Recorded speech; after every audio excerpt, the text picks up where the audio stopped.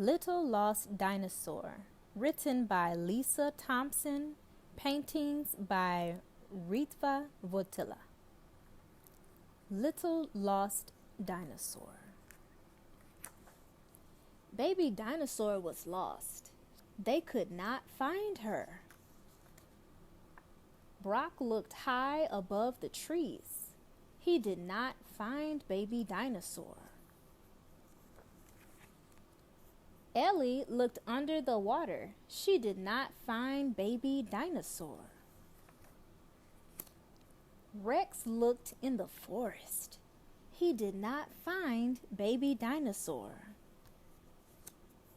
Trio looked inside the caves.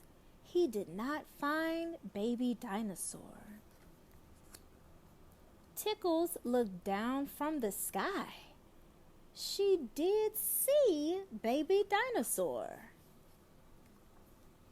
Baby Dinosaur was in the treehouse.